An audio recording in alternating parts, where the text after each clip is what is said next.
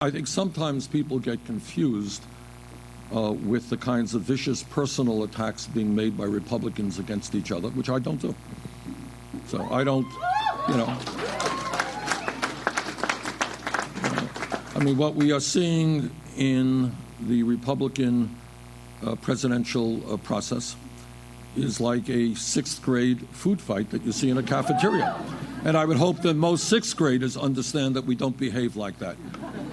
So what we are trying to do and have from day one is differentiate our differences, which are very strong, with Secretary Clinton. Democratic presidential hopeful Bernie Sanders speaking at a campaign rally in Cleveland, Ohio. Now, while Americans in several states are voting today, there's another group of Americans who are also having their say. They are Americans living abroad, including many right here in Canada. They are casting their ballots, among them Julie Boton, who is the co-founder of BC for Bernie. She's just outside a polling venue where Americans in British Columbia are voting in the Democrats Abroad global presidential primary election. She joins us in Vancouver. So thank you so much for joining us, Julie. You're feeling the burn in British Columbia. Tell us about the event today. Thank you very much, Michael. Today is the final in-person polling day for the Democrats Abroad global presidential primary. But it's important for Democrats living abroad to know they can still vote online, via mail and email through March 8th. And all ballots must be postmarked by March 13th. Now, why Bernie Sanders? Why do you support him over who many say is going to be the eventual candidate for the Democrats, Hillary Clinton? Well, first of all, I'd like to say that all that inevitability stuff is largely media spin. The states where Senator Clinton, the states where former Secretary Clinton is doing well are largely the southern states, which typically vote Republican in a general election.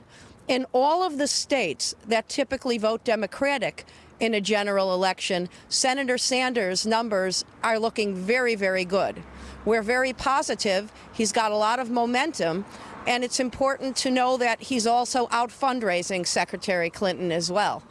So I think that we have a good chance of having Senator Bernie Sanders as our presidential nominee. Well, and we're working for that. It's interesting you say that because it has been noted that Bernie Sanders and his policies are probably things that would resonate with a lot of Canadians more than Hillary Clinton. What do you say to that? The policies of Senator Sanders don't only resonate with Canadians, but they resonate worldwide. For example, in the UK, Democratic voters chose Senator Sanders over Secretary Clinton in their global presidential primary.